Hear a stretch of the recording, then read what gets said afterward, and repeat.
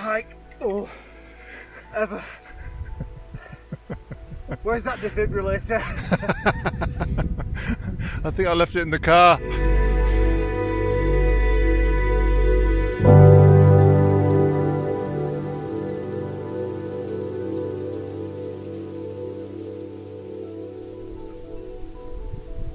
Okay, this morning I've gone for a little hike with the group that I'm with, Gavin and his two clients.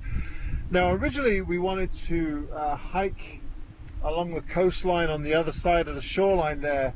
There's a well-known lookout overlooking an archway and an island, but you have to pay, and I don't mind paying. The problem is there was no one there, so we decided to come up on the other side of the shoreline here and hike up this hill here, and it's absolutely spectacular. I mean, the weather today is really quite nice. Now I just hiked to the top of this mountain here, and I could do a bit of vlogging up there, but it's so windy, so I've come down.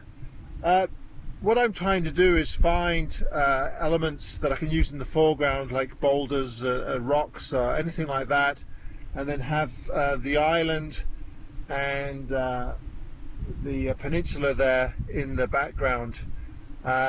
So I did find something up there, and I'll post it right now so you can have a look at it, and I'll talk about how it turned out and what I like and what I don't like about it. Just spectacular up here though. Really is something out of another world. Right, I'm going to hike down now and meet up with those other guys. They're a little ways below me here. I thought I'd leave them and have a little lone time up on the mountain here.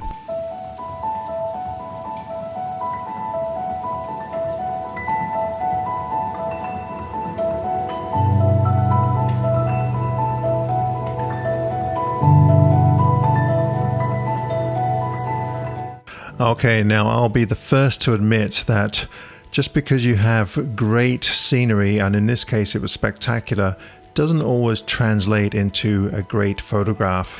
One of the biggest challenges that photographers are faced with when traveling to, say, the Faroe Islands, or to some degree anywhere in the Northern Hemisphere, is that late May, June, July, the sun doesn't set until extremely late, and in some places it doesn't set at all. So the big challenge is staying up late and being able to kind of pace yourself to be out when the light is good, which is really late and early in the morning, and then the rest of the day just kind of take a bit of a siesta. Otherwise you just get burnt out. Now this trip to the Faroes for me was more of a recce. I really wanted to go and just kind of check out some of the areas. And after seeing some of the videos, especially from Mads Peter Iverson, it really kind of inspired me to go to this area and just check it out for myself. And overall, it was simply spectacular. And I'm really looking forward to going back again. I wanted to get the lay of the land, find out where all the great photographic locations are, and more obscure ones. Now, next time I go to the Faroes, I'm going to do things a little bit differently. I think I'll probably spend more time late in the evening and early in the morning, and then most definitely just take a siesta during the rest of the day. Now, luckily, we had some pretty interesting weather, which is not unusual for the Faroe Islands. We had snow, rain, wind, I mean, you name it. We had pretty much every season all within an hour or two, so you never have to wait very long for the light to get really interesting. But if you add those ever-changing conditions with beautiful light, then you just can't go wrong. Add spectacular scenery. The hardest part is just finding the composition.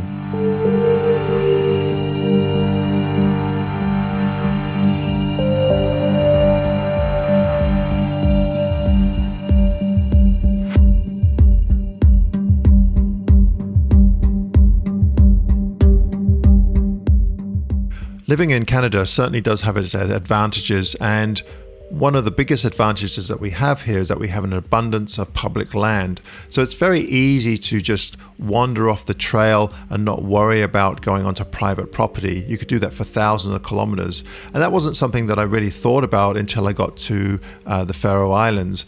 Much of the Faroe Islands is privately owned, so when you do step off the trail or go off the road, then you just have to keep in mind that you might be going on someone's private property, and not everybody is friendly over there towards tourists.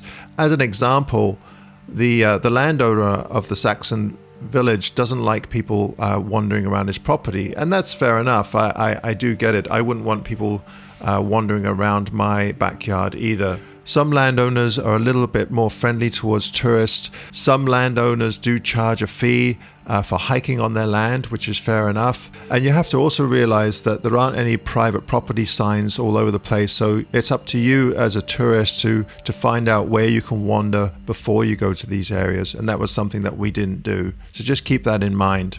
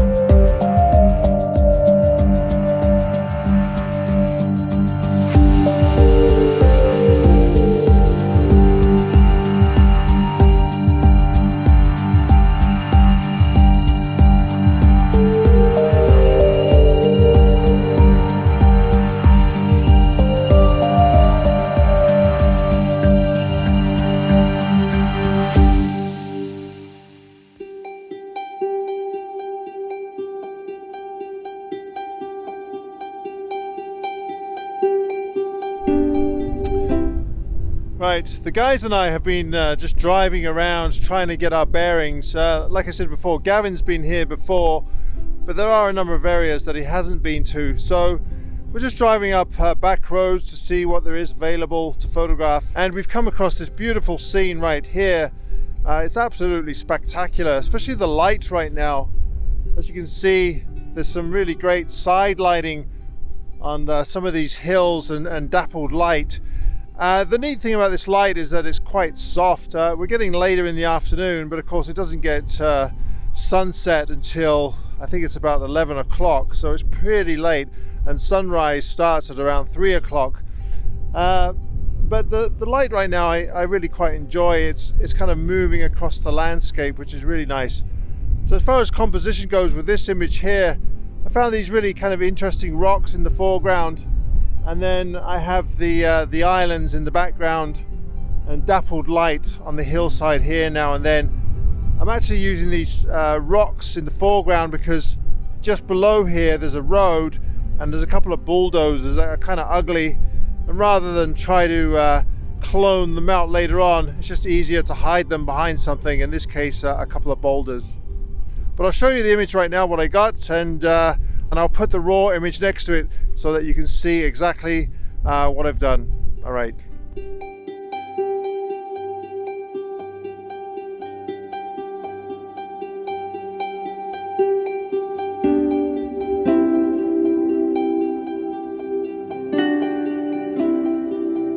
Composition aside, I really enjoyed the light from this location. It was directional, but it was quite soft at the same time because we had a few clouds in the sky, which also added interest. So I was really happy with the lighting conditions, and the location itself was just brilliant. And if you look at the raw file, you'll notice that I didn't have to do an awful lot to this image. I warmed up the scene a little bit, and I also darkened some of the edges just to draw your attention more to the rocks. I also brightened up the rocks a little bit, especially the one on the right. And I also added a little bit of creative license by just taking out the slither of road that you see on the left side there. And that's the thing about shooting when the light is good, is that at the end of the day, you shouldn't have to do very much in Lightroom or Photoshop, so it saves you an awful lot of time. And that's great for those of you that don't like working in those programs. Now, as far as the composition goes, I quite like it. I don't know, it just feels a little bit off to me. Perhaps there's a little bit too much room on the right side. The gap in the middle I thought went well because it allows you to walk through the frame, but now I'm not too sure. There doesn't seem to be any kind of relationship between the rock on the right and the rock on the left. Perhaps I should have moved over to the left a little bit more just to close that gap a bit. Regardless, this is the result that I came up with, and I'm reasonably happy with the end results. Let me know what you think.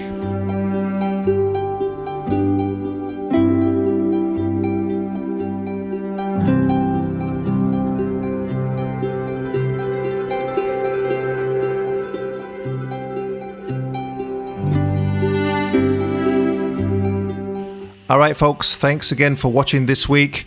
Be sure to tune in for next week as I continue my journey throughout the Faroe Islands with Gavin Hardcastle, Paul, and Dan.